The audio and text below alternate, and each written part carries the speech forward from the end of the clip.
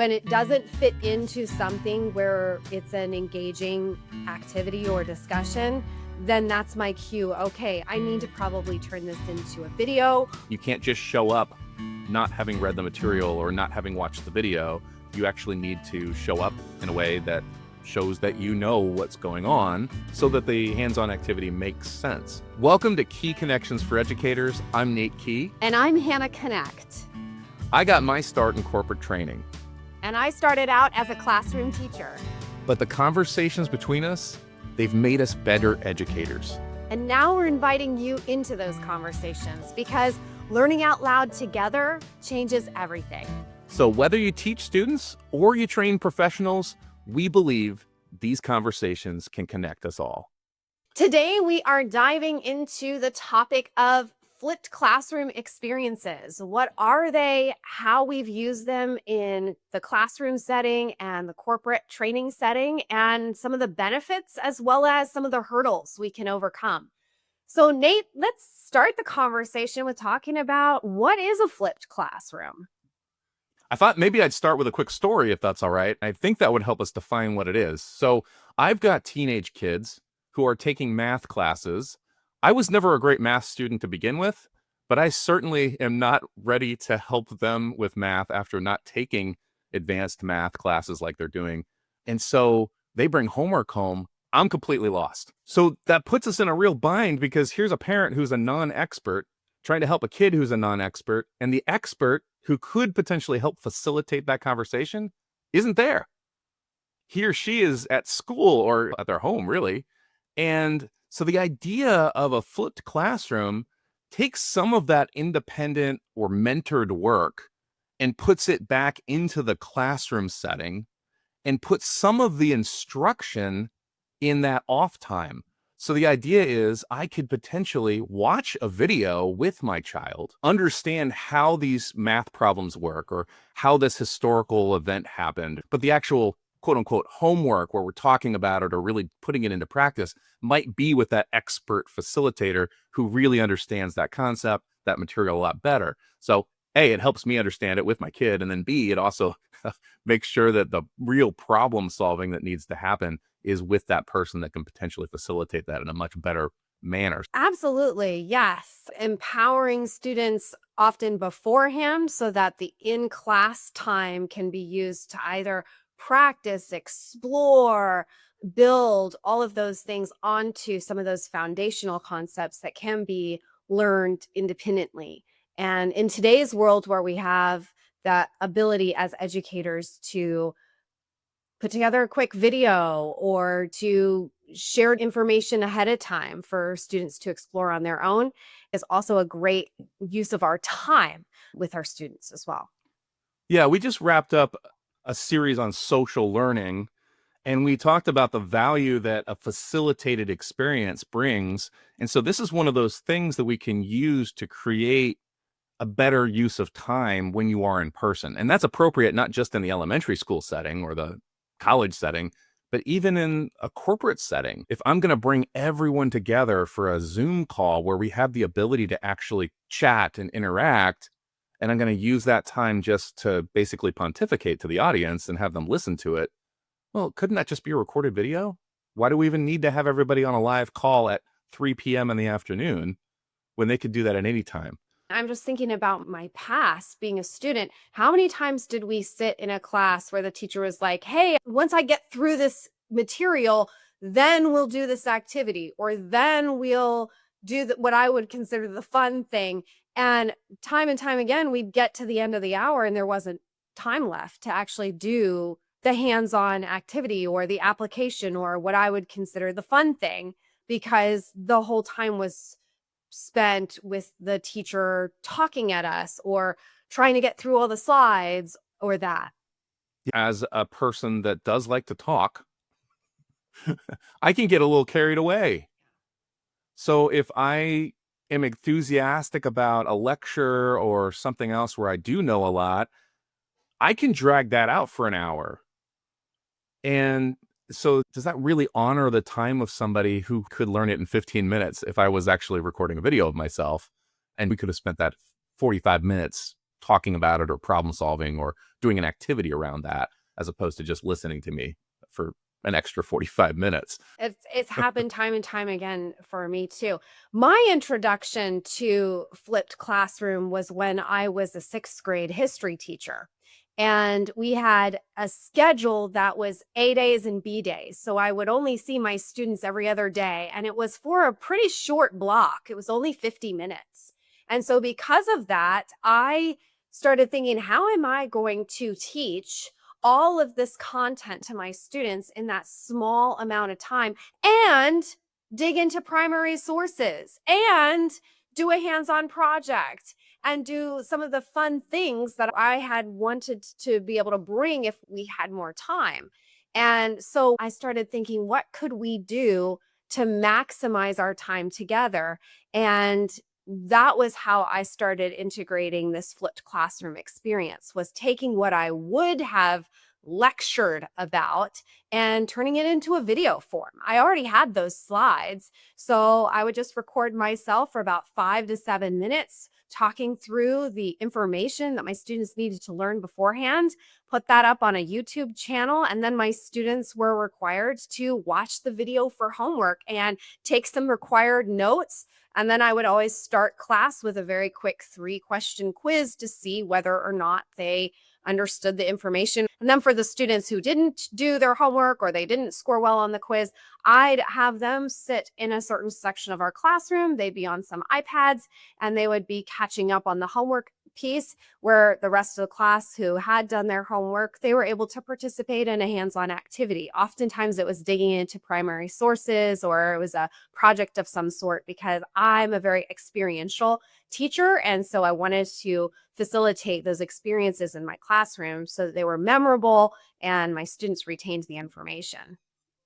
I think what you're saying, it really sounds like a lot of fun, by the way. I want to be in that classroom where it's hands-on activities, but you're also not just saying that you can show up without knowing anything. You're putting clear expectations on your student to say, we want to have these interactive experiences, which means you need to come to that session ready. You can't just show up not having read the material or not having watched the video. You actually need to show up in a way that shows that you know what's going on so that the hands-on activity makes sense. And I think that goes back to expectation setting and really making sure that there are very clear instructions from the facilitator of what the experience is even going to look like. Because if you just throw somebody into a flipped classroom who's never experienced it, they may not do their homework beforehand. They may not come prepared. And so I guess maybe let's start with that. Like, how do we set these things up for the right experience for everybody? And then what do we do when things don't go right? For my younger students who were in 6th grade, I modeled it for them. The very first weeks of school, they didn't actually do this independently. I used that classroom time to model for them what watching the video looked like, what my expectations of what they were supposed to be doing, actively learning. And I also paired it with teaching them how to take notes. And so I actually would use my slides and have some color coding on there so that they knew some of the key words that they needed to write down. And I would encourage them to doodle.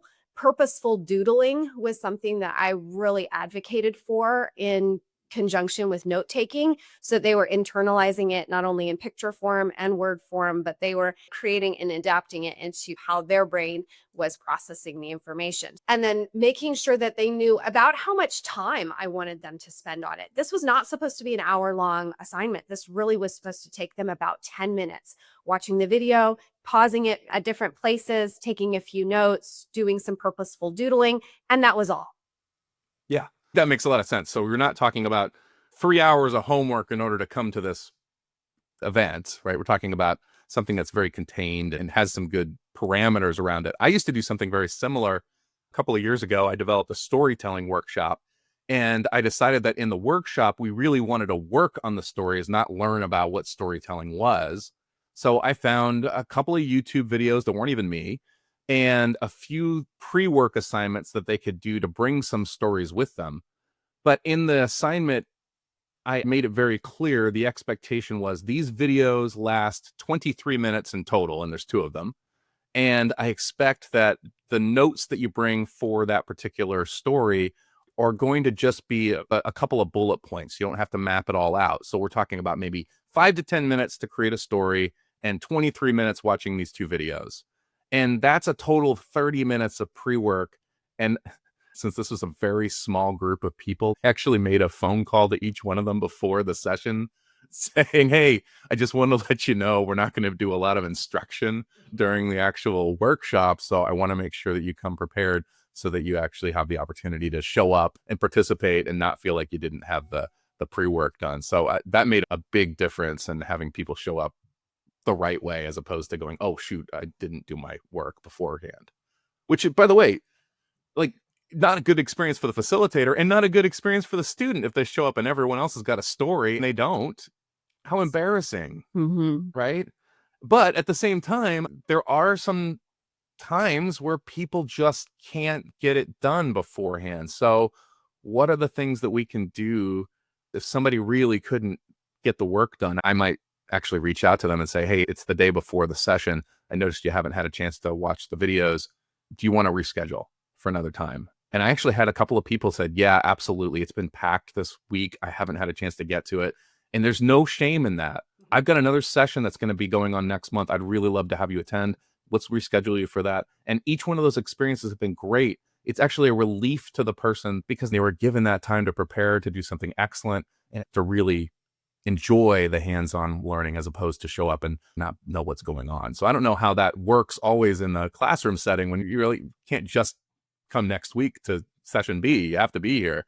So you did some things in your classroom that helped create that atmosphere where they could still catch up if they needed. I should back up a little bit. On open house night, on parent night, I made parents aware that this was the structure of how I was going to be teaching history that year.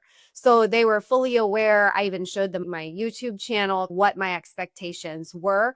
So I had them on board so that they knew and they weren't surprised or embarrassed or that kind of thing. But then I also made the parents aware of what would happen if the student didn't complete their homework. And some of the parents were all about that because they were wanting their student to be held accountable and for there to be that real world practice, if you will, because coming prepared to a meeting, coming prepared to a class is something that really is an expectation in college. It's an expectation in the real world and in business.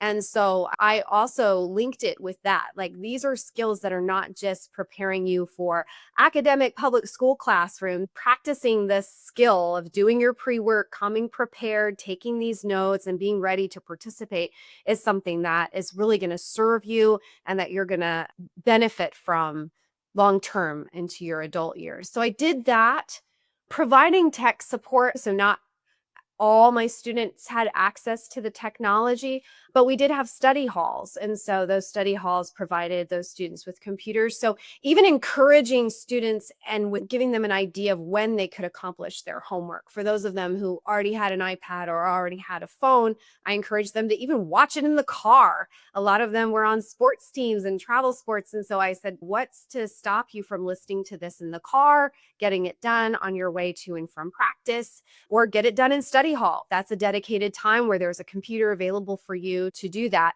And so just even practically talking to them about what it looked like in their day.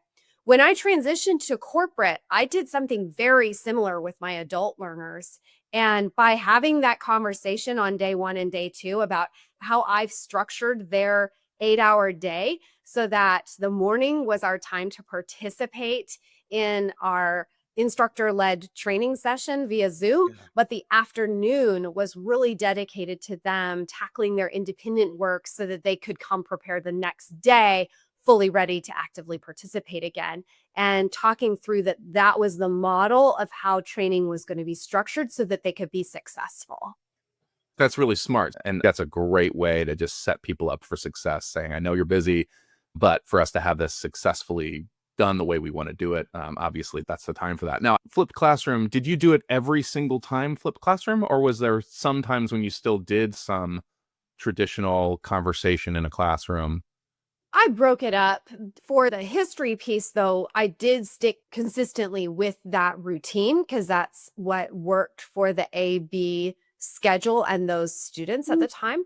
With my adult learners, we changed it up a little bit, but even then, I really kept it consistent and routine where they were responsible for answering a series of questions and then coming prepared with those answers so that we could start the day with an interactive QA and going through those answers to see, okay, did they find what we were looking for? Did they have other questions? And we could provide immediate feedback for where some gaps might be, where we should pause and dig a little bit deeper or highlight a resource or something like that.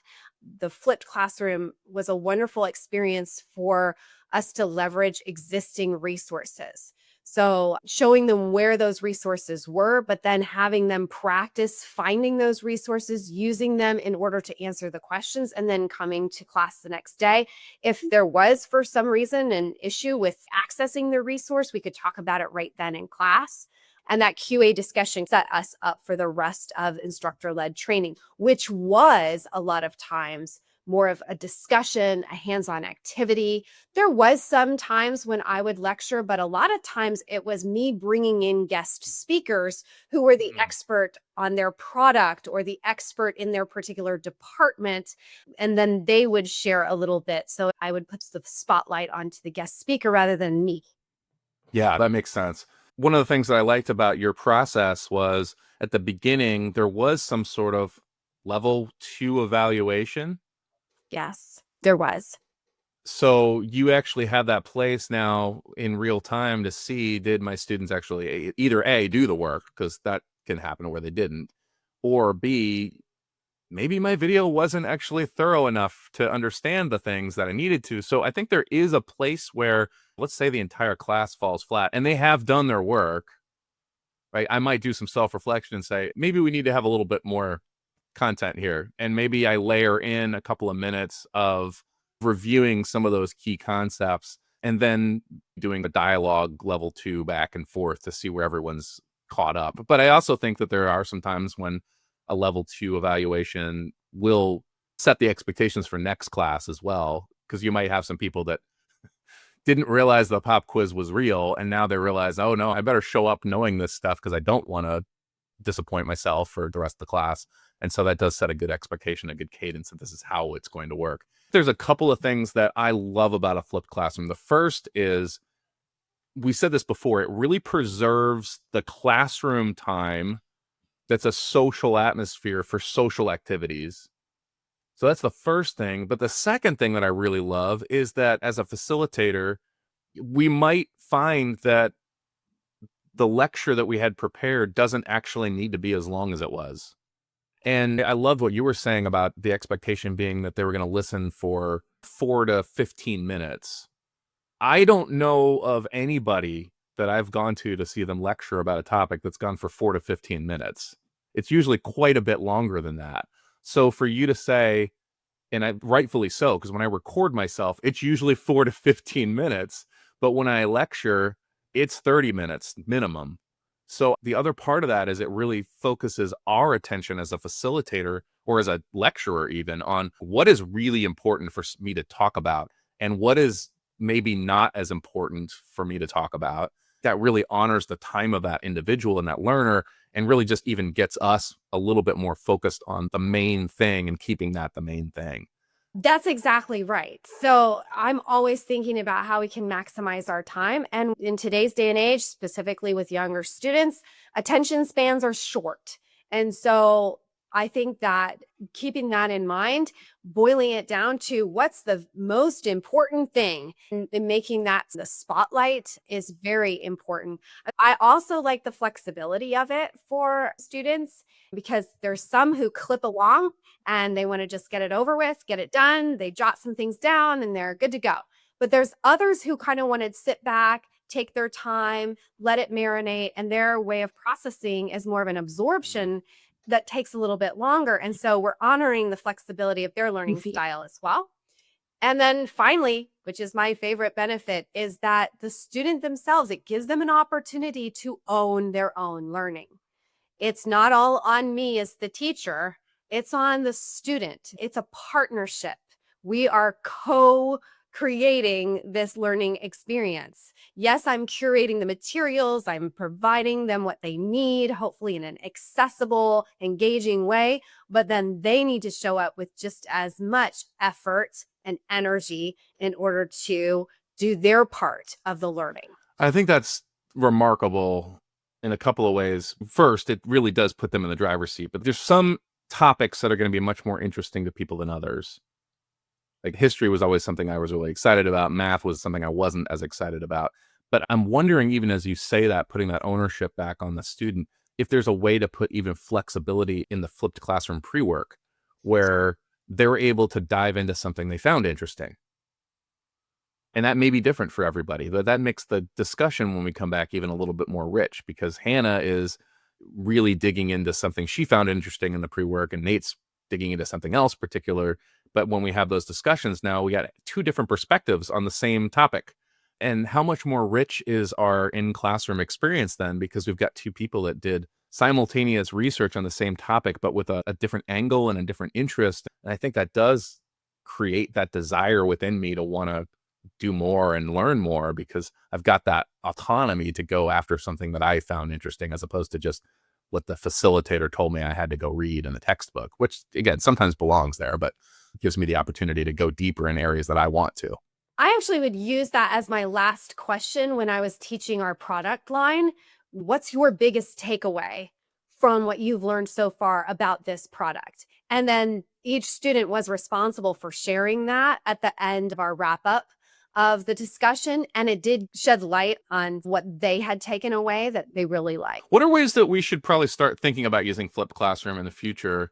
I've got a couple of webinars that we do, which really the expectation is you show up and you listen to these. So I'm already thinking maybe there's a way for us to share the PowerPoint in advance. And even if we do review it during that session, because that's what the expectations are, that gives people a chance to absorb it beforehand. And they might actually come with better questions about the nuance of that particular presentation. So even though it may not change the flipped classroom completely, at least it gives access to people to think and dig in where they need to beforehand. That's one area that I'm thinking about. I don't know if there's anything that's coming to mind for you when you're thinking about opportunities for you to implement this in your future work. I'm always asking that question. How can I turn this lecture into a game, into a simulation, into an activity or a QA, or into a video when it doesn't fit into something where it's an engaging activity or discussion? Then that's my cue. Okay, I need to probably turn this into a video. Or for those of us who don't have time and we've got a lot of resources that we need our particularly adult learners to look at, to read, to learn about, I have found that doing more of a scavenger hunt. And then it's not on me to have to teach all this information, but I'm going to, again, find those most important pieces in some of these resources and then provide more of a scavenger hunt that the student does beforehand and then comes to class and we discuss how did the scavenger hunt go and we walk through those parts of the learning. And that's worked really well for me. Yeah. I guess the last thing I'd ask you is this is a culture change for some folks. And I'm glad you're bringing that up. it's a Yes. big difference. And I'll give you an example. I came to work at a life insurance company a couple of years ago, and I liked these conversations and I liked these kind of dialogues back and forth. And I remember showing up to a call with a bank that I was going to be training. And I jumped on, introduced myself enthusiastically, and said, "Hey, so, who's had a great experience with life insurance this week?" Silence. Nobody said a word. And for me, it was like it took the wind out of my sails and I was defeated. And this is the way I like to facilitate. And they literally, nope, we just want to hear you talk at us for 15 minutes. And it was really demoralizing for me as the facilitator to do that. We don't always have the ability to change the way that people are going to interact with our material, but what are some ways that we can potentially change the culture when we have the opportunity to influence? I have experienced that. When I was working in corporate, we had a series of videos. We expected people to watch them and then show up to a instructor-led session where we were going to interact with the information in a new way. And it became apparent that was not how those managers wanted the learning to go. And so I used it as an opportunity to model. So again, during that time together, modeling for them what the flipped classroom looked like and what was expected. And we actually used that whole hour to just go through what their expectations were. And then I highlighted the benefits of what we were going to be doing the following week if they came prepared. And we also put timestamps on things. So there was the expectation, hey, this wasn't supposed to take an hour. This is really supposed to take 15 to 20 minutes of your time. And I also encourage facilitators to create partnerships. We would pair managers together so that they had someone to talk to about their pre work and even holding them accountable with an accountability partner. Hey, have you done your pre work? Have you done your pre work? And those are some ways that we can plug in some supports in creating less of a resistance around the flipped Yeah, classroom. no, I love that you're using that word modeling over and over again and really showing what it can look like when it's at its best. Because if you've never experienced what this is like, that's new, that's different. And we are programmed as humans to think that different is not good. Like we just like things the way they were. And so that's scary. Change is not good. So we have to have that change management and to be able to model that and show and experience it. And then the eyes open up and there's a aha moment that I have. And I can say, oh, this is what you meant. Yes, this is much more productive. The other side of it is showing that time savings, especially in the corporate world, saying if we're going to have a webinar, we're probably going to schedule it for an hour. But if we pre-record these as short videos, we're talking about 15 minutes of content. Which one would you rather have your folks be mandated to take? There's not many managers that are going to be like, yeah, I want to take my people off the phones for an hour. They really would rather have them off for that 5 minutes to 15 minutes. And so let's use the time that we really need to instruct people on this and not just drag these conversations on for an hour because that's what we put on the calendar. That's really helpful. I think the last thing is calling out the webinar mentality in the corporate world for what it is. I'm going to push play. I'm going to put myself on mute. I'm going to turn off my camera and I'm going to read emails during this because that's what's probably happening for at least 30%, if I'm going to be generous, maybe up to 70% of the people on these calls, especially when you get to ones that are larger. If I had a 6-person call where it's really intimate and we have only 6 people there, less likely that somebody's multitasking through it. But if I have a 600, there's just no way to do 600 people with interactivity and cameras on and discussion that's lively without doing a lot of breakout rooms and things that people may not be prepared for. So reinforcing that with folks that you've done this too. Remember the last time you jumped on a webinar and you probably spent the whole time reading your email. And like, oh yeah, I totally did. So is that what you really want? Or do you want to have something where people are actually engaged and really discussing things in a meaningful manner? A webinar in some ways is a lot easier for the facilitator because they can wait to the very last minute and make their edits the morning before and they can fumble their way through it. So there are times when I'll allow somebody who is really dead set on doing a webinar to just do it. And I'll invite people to it because they want to do it too. But then afterwards, I'll also take that piece and I'll edit it down to the good parts and put the 15-minute version out there that can be done asynchronously. And there's still a good amount of people that either want to come back and reference that or they didn't have time to attend the webinar when it was live. And so that's a nice little place where you can take some of that longer form content and turn it into something that you could potentially then use in the future for asynchronous or flipped classroom. So it's not the best possible solution, but it is something you can do when you've got someone who just isn't used to that strategy or you want to move the needle. Yeah. Yeah, for sure. I was going to mention too that when I came to corporate, I was rubbing shoulders with different trainers and I would experience trainers would get frustrated that their adult learners were not retaining what they had taught them. And it dawned on me, oh, well, that's because of how we're teaching them. It's not necessarily the fault of the student. And so I want us as educators to kind of walk it back a little bit before we immediately are like, our students, they're not retaining what we taught them in lecture. Well, maybe it's on us because we're not creating an active learning environment. And if students aren't watching the videos or not doing the pre-work. Again, for us as educators, not to get upset. Oh no, our students aren't doing what we wanted them to do. Thinking, okay, well, how can I meet them where they're at so that I can bring them along to make the changes that I want them to? And that was the whole reasoning behind the modeling, not shaming the students, but showing them how it could actually get accomplished in a really positive way. Yeah. I think flipped classroom does something that's remarkable. And this is an idea we haven't really explored on the channel yet, but the idea of spaced reinforcement is a big deal.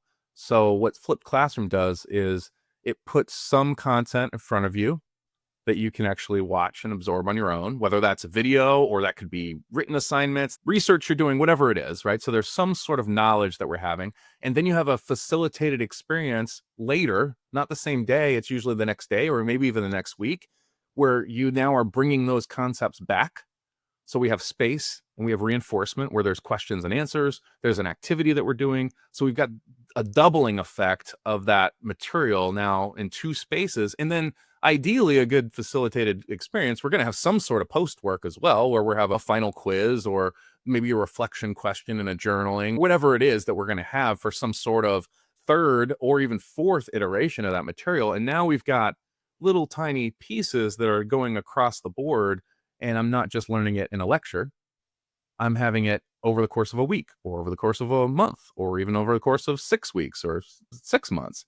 And that is the beauty of something like this. It honors time, makes things more effective, but it also creates that place where you have these little hooks there that are picking that information up and reinforcing them. And to your point earlier, yeah, who's going to remember anything in a lecture? Like I forget stuff all the time. And I think the stats are you forget usually 70% of what you hear for the first time if you don't have some sort of reinforcement activity. And that's what we're fighting against is learning loss. Exactly. We are, in essence, reducing the need for retraining in the future. And we are also fostering long-term skill development because ideally we want our employees, we want our students to own their own learning. Yeah. We would love to hear from you. What have your flipped classroom experiences been like? Share what successes you've had. Have you had any blunders? What have been the solutions for overcoming your challenges? We would love to hear, so share in the comments below. And don't forget to like and subscribe so that way you get notified with all the content that we're putting out on the channel. We really enjoy the conversations that we have together, and we are even more thrilled when we can hear from you.